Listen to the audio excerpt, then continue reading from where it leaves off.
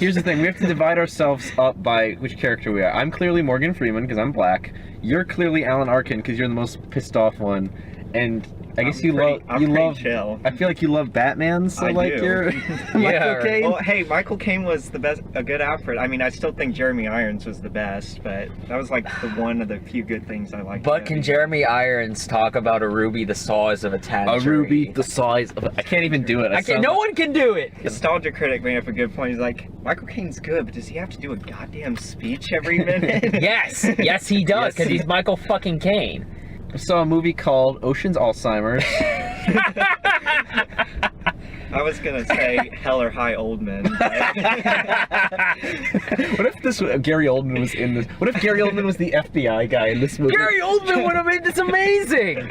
We saw a movie called Going in Style, directed by human garbage named Zach Braff. God, if I find Zach Braff, I'm punching him in the dick. What if Zach Braff is one of our subscribers? Fuck you, Zach Braff, unsubscribe! It's this year's old movie. Same joke in all these movies, which is old guys doing something that young people would do. And so this, instead of, Las Vegas, they were going to Vegas. This movie's they're robbing banks. We actually had a conversation at one point, Daniel and I, where we pitched the ultimate old movie. It's like Pitch Perfect. They become like... Yeah. It's called All the Right Moves. Yes! I except to see that. Except ours was like really dark and we had like Vietnam flashbacks. And, like Morgan Freeman, Michael Caine, and Alan Arkin, they all got fucked over by their bank and they decide to rob a bank. And that's pretty much it. You get every old joke. Man, this is insulting. These guys are some of the best actors on the planet, delivering some of the worst dialogue I've heard in a long time.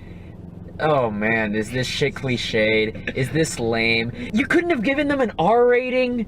Yeah. You know how many times Alan Arkin wants to say fuck in this movie? Here's the thing. This movie was like... You can clearly see that none of these actors legitimately give a shit about this movie. This was a paycheck This was a paycheck movie. Morgan Freeman needed to buy some more weed. Yeah. Michael Caine is probably getting, whatever. Rubies. Some more rubies. Yeah. Alan Arkin is chilling on Zhang Yimou's couch with Willem Dafoe. Yeah. Noah described this as getting out of the movie. He said, it was harmless, and that's kind of where I'm at. This movie, I wasn't insulted. Actually, no, I take that back. Yeah, you better fucking take that back. They looked at the Hack's Guide to Writing a Comedy and picked the first joke they found out of each page. It's terrible. The Hack's Guide to Writing a Comedy by Tim Story. God damn, Tim Story wrote better material than this bullshit.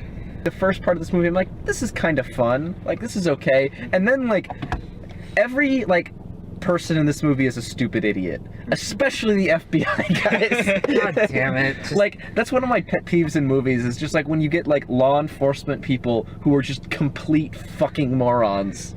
And like the way that they pull off the heist in this movie is so stupid, because I wanted to see a legitimately fun heist, and the heist is like the least fun part of the movie. The heist really is like serious. I'm like, I was looking for like a goofy heist scene, like the scene in Hell or High Water where they go into the bank and the old guy's got a gun and he starts shooting at them, and like, or in Ant-Man, like cool heists like that. Yeah, there's like there's like funny banter between all the guys and stuff. Like there's none of that. In this, like I wasn't expecting this to be as like elaborately planned as something like an Ocean's 11, which legitimately is like one of my favorite movies. But god damn, you could have put like some effort into this. Also, they robbed the same bank twice in 1 month when they have better security. Like, what the fuck? We're going into a spoiler alert. If you give a shit, scroll to the time code here for our final thoughts and scores out of 6 stars. Otherwise, we're gonna go more into detail.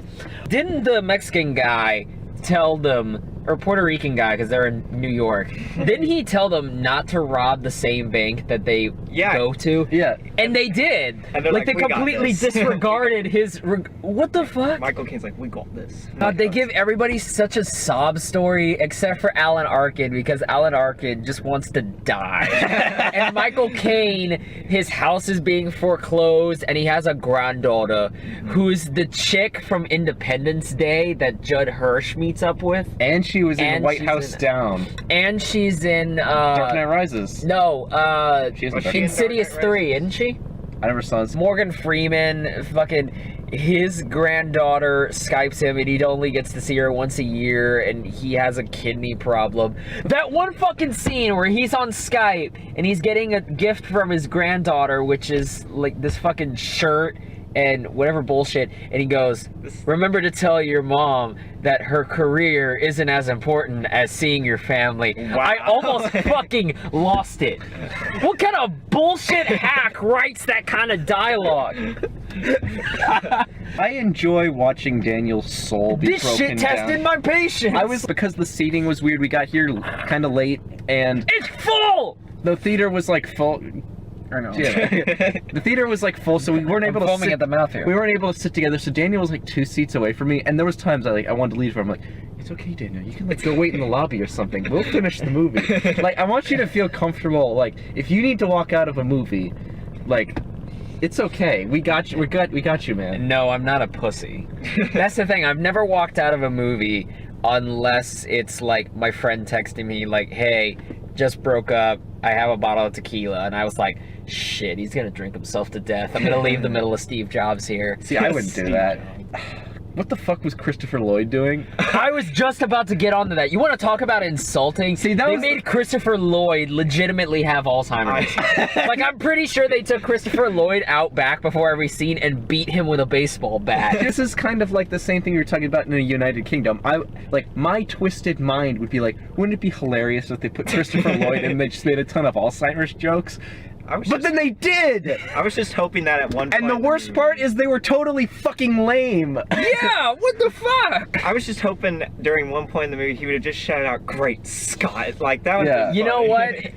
Yeah, if you're gonna put that kind of bullshit in there, Yeah. you might as well go for it. Yeah. Yeah. Alan Arkin has a like lame romance with this What's her name? The lady that looks like Reba McEntire. Yeah, and it's like this stupid thing, and like just someone It's not even fun. Like, if that were rated R, can't you imagine, like, Reba McEntire lookalike, like, pulling a strap on Alan Arkin and he goes, what? You could go there. I'm just saying, I don't think that you needed an R rating to make this movie fun. I think you I just know. needed a good script. I feel like they should have just gone all out and made it R. I feel like it would have made it more funnier. It 'Cause would. You could tell that they're trying to, but they also want to appeal to a larger audience. See, that's the Wait, thing. was Red rated R? No, Red was PG-13. See, Red's really good. See, if they got like the writers of Red, like Red is Yeah. really fun, by the way. Yeah. And you'd done that, that would have been fun. This movie needed John Malkovich with a pig bazooka. It's just made for old people. Clearly, we're not the target demographic. It's made for old people who are pissed off about their mortgages. But who can identify more with being broke than us? Why wasn't this like Hell or High Water? Really, this is a really lame attempt. These are just kind of terrible, cheesy jokes.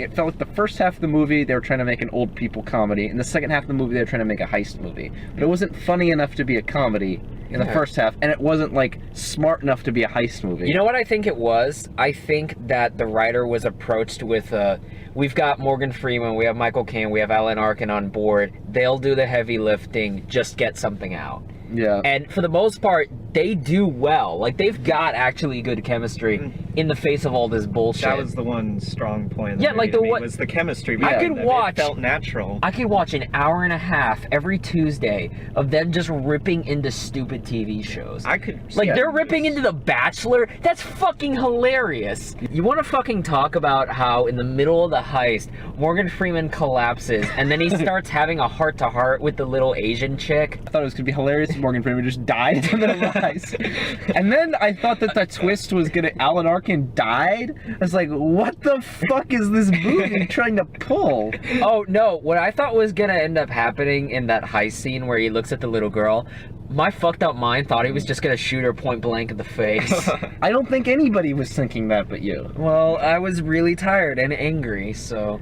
Oh my god, I hated that one bank dude. Oh gosh, he was so annoying. the He's like, fuck? "Ah." I'm like, just shut up. I just wanted him to shoot him. Yeah, Like, I was hoping that he would like think Yeah. that he had blanks, Yeah. but then you shot him in like the fucking face, and he's like, "I thought you loaded them with blanks." He's like, What? He was the Jar Jar of this movie. Like, was. He was so not funny. Every Like, joke that he was in Yeah. completely failed. Yeah. oh, Like, God. he pisses himself, and Michael Caine just looks bored with him. Yeah. Yeah. And then all the stuff that he was saying on the TV, Wow. I'm single, I'm successful. Like, Thankfully, that is the one bit of respite I will give whoever mixed the sound, was that they saved us gracefully from that bullshit. yes. He mixed it way in the back, so I didn't have to listen to it that Yeah. hard. They cut away to Morgan Freeman. I was like, oh, thank God. Can we also talk about their fucking alibi hostage bullshit? Yeah, that was so stupid that Alan Arkin was taking a shit for an hour. Sit around and brainstorm a heist plot for 10 minutes with a bunch of old guys, and you'll come up with this movie. Are we done with this whole, like, oh, there's old guys smoking weed? It's Apparently so terrible. not. Jesus Christ. Here's the thing, Morgan Freeman was smoking weed the entire movie, so... Morgan Freeman's such a pothead. I swear, smoking weed in movies is so passe now, I'm gonna fucking see it in The Case for Christ. I promise you. The way this movie ends is really stupid. Alan Arkin gets married. For a moment, I thought he was getting married to Morgan Freeman. I was like, is there a gay subplot? They You are know what? roommates. That would have been a pretty good twist, actually. He wasn't interested in her. Yeah, so it's that's like- why I thought Yeah, Yeah, like they were and they're roommates, roommates, so for it's like- 25 years. I wouldn't have minded that. I would have been like, That would have okay, been at actually least- kind of at- sweet. at They've least- got great yeah. chemistry. Yeah, that would have actually Yeah. been like kind of redeemed this movie a bit. Yeah, just a bit though. Movie pulls this fake out where it's Michael Caine giving a speech, and it's in serious tuxedos, and he's about to cry, where he's talking about Alan Here's Arkin the thing. giving his kidney to He fucking said Morgan he Freeman. was talking about him in the past tense when he was giving the speech. I was Yeah. like, and then when he's married, I'm like, okay, that's a nice twist, but it doesn't make any sense. And the way they shot that too, where they have just go to a long shot, and if you squint, you can They're in kind the of see corner. Alan Arkin in the corner. I was Yeah. like, fuck you. This movie is as bad as Scrubs is good.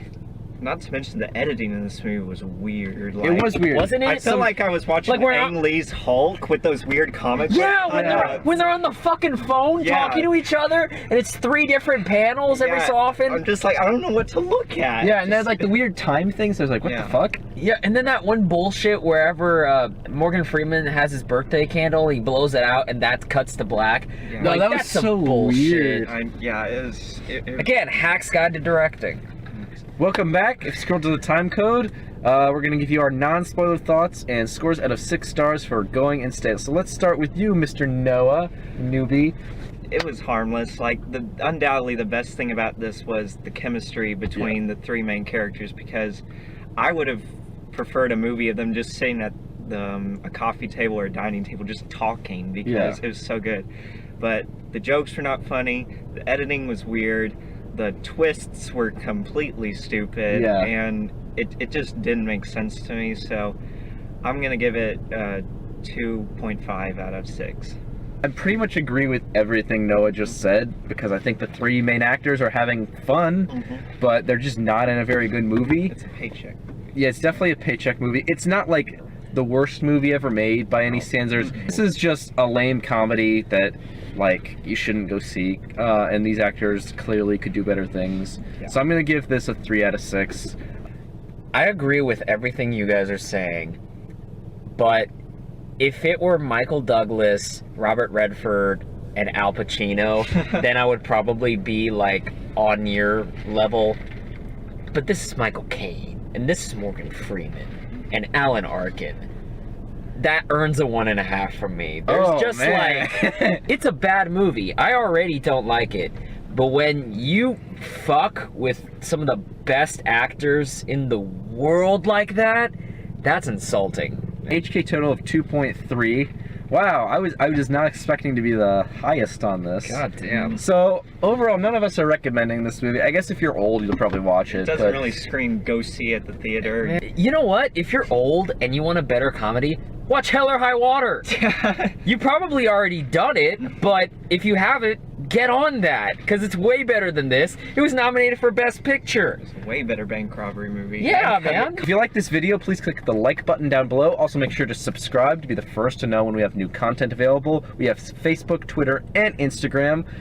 Make sure to like us and follow us on those. I have a blog, liammgahan.wordpress.com. I review every movie I see theatrically or on Netflix. Noah. I am the Cinema Geek on Instagram, and if you want to subscribe to me, I'd appreciate it. I have great content there. Next week, we've got, let me see here. We got The Fate of the Furious. We have Colossal, the monster movie with Anne Hathaway. The Cinema Snob has a new movie coming out called Jesus Bro, and it's coming to Vimeo next week, so I'm going to review the fuck out of that, because it's going to be awesome. Before we get out of here, I've never been more flattered in my entire life. HalfKocked has a YouTube poop made after us.